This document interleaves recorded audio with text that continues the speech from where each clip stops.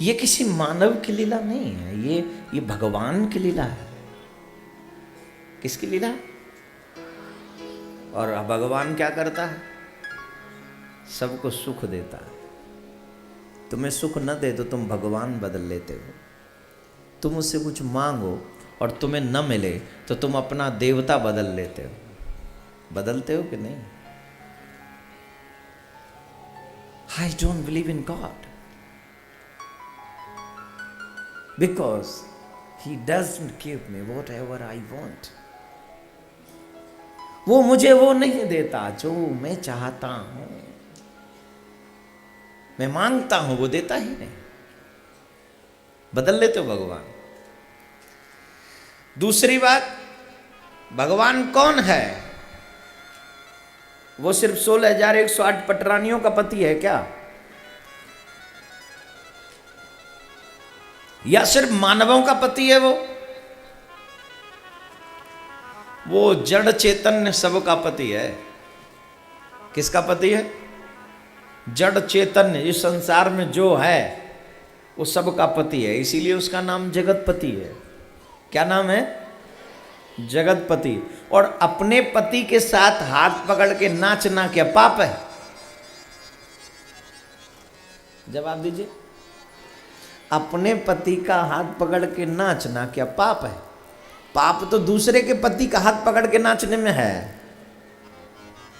अपने पति का हाथ पकड़ने में क्या पाप है भाई?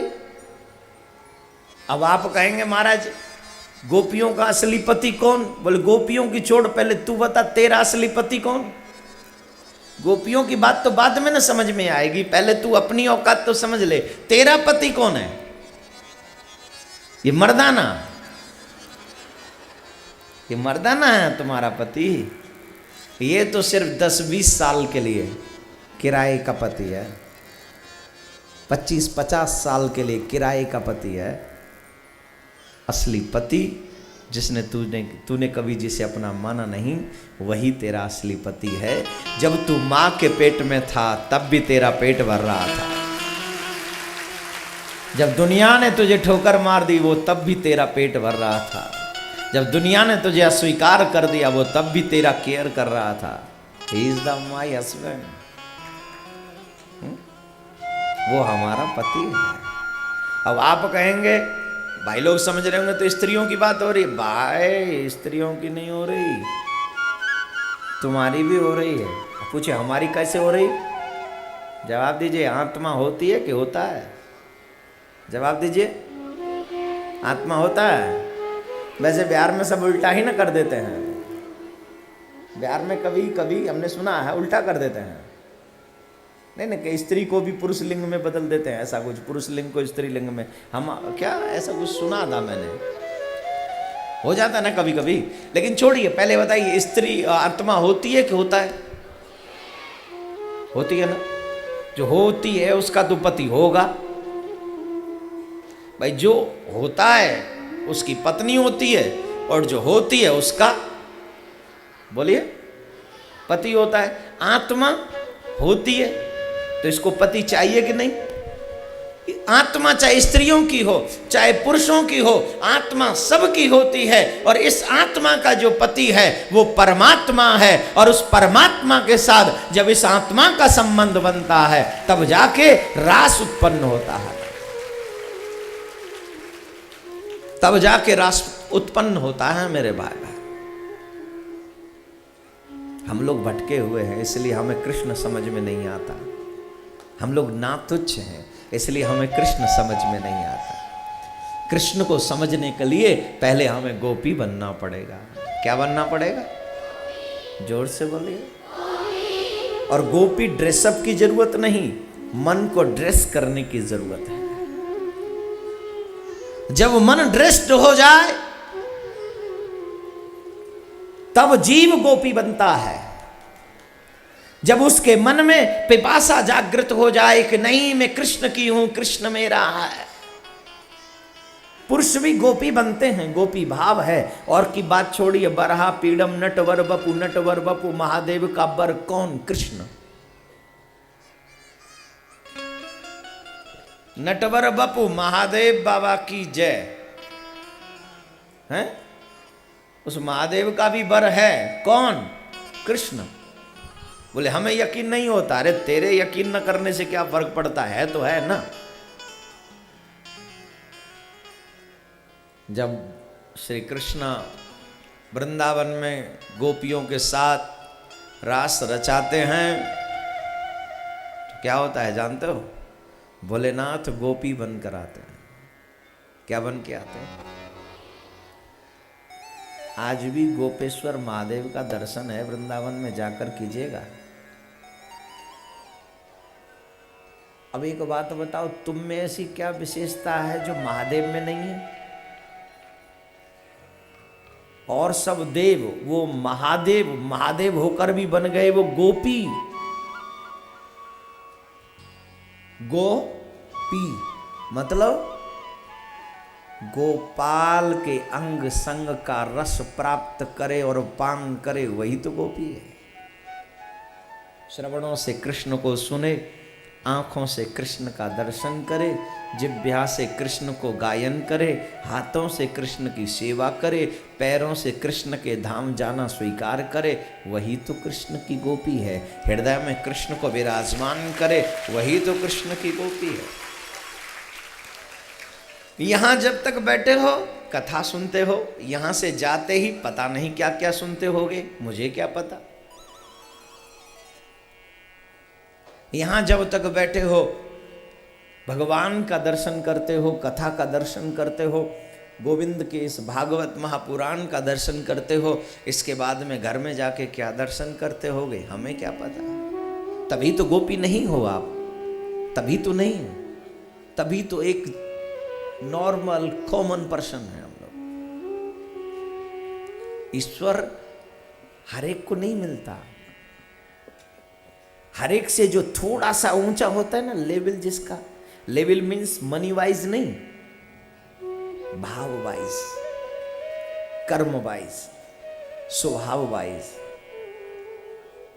When you do selfless work, जब बिना स्वार्थ के आप काम करते हो, भक्ति करते हो, निष्काम भक्ति करते हो, उस वक्त मेरे ठाकुर जी तेरे बारे में सोचते हैं।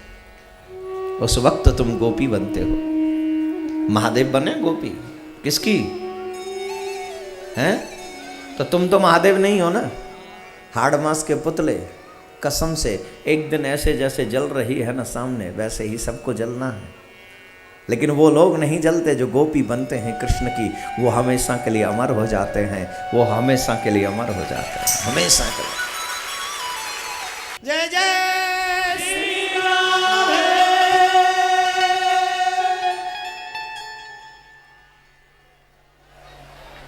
क्या बोलेंगे? दर्शनार्थियों का तो पता नहीं, लेकिन जो बच्चे नृत्य कर रहे थे बाल गोपाल, हमें एक बात बताइए, नृत्य करते वक्त आपके मन में कोई ऐसी वैसी भावना आई क्या? जवाब दीजिएगा सच्ची सच्ची। कैसा लग रहा था? तो जिस कृष्ण के भजन में, गाने में, और यहाँ छोटे छोटे नहीं खूब जवान बच्चे भी नृत्य कर रहे थे। भगवान के जिस भजन में नृत्य करने में हमारी कोई कामुकता न जागृत हुई हो, तो जब स्वयं भगवान नृत्य कर रहे हो तो उन गोपियों के हृदय में कोई ऐसी वासना आ सकती है क्या? जरा बताइए। लेकिन आंखों पे हमारे काम का चश्मा चढ़ा है, इसलिए दुनिया यही न नजर ना आएगी।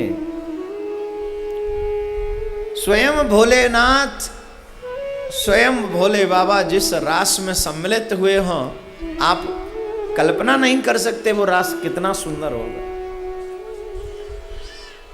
इसमें दो दो काम को विजय प्राप्त करने वाले लोग हैं। भोलेनाथ जिन्होंने काम को जला दिया, कृष्ण जिन्होंने काम को हरा दिया। श्री कृष्ण ने कामदेव को कहा था कि रास करूंगा शरद पूर्णिमा के दिन अनंत कोट गोपियों के मध्य में, तुम उस वक्त आना। अगर तुमने मेरे हृदय में काम शक्ति जागृत कर दी तो तुम्हारी विजय, नहीं तो मेरी विजय। जब गोपियों के मध्य में श्री कृष्ण रास करने लगे, रास प्रारंभ हुआ, तो वहां कामदेव आए। कामदेव ने देखा एक से एक ब्रज की गोपी सुंदर है। इतनी ब्रज की गोपी सुंदर है जितनी देवलोक में अप्सराएं भी सुंदर नहीं है।